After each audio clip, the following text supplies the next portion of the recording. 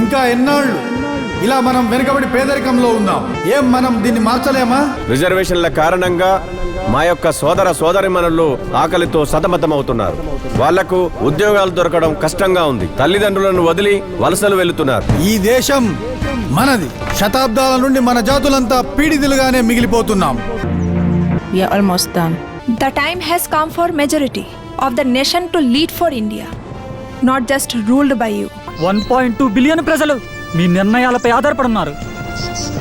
మీరంతా మీ లాభాల కోసం ఆలోచిస్తారు, కానీ దేశం కోసం కాదు. మాకు కూడా పబ్లిక్ మరియు ప్రైవేట్ సెక్టర్లలో రిజర్వేషన్లు కావాలి.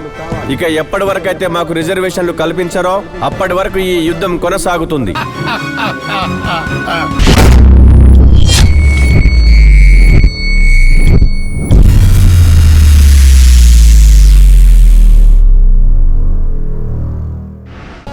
వాళ్ళ దయా దాక్షిణ్యాల వల్లనే చదువులు మరియు ఉద్యోగాలు లభిస్తున్నాయని.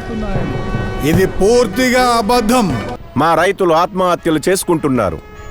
రిజర్వేషన్ల కారణంగా మా పిల్లలకు ఉద్యోగాలు రావట్లేదు.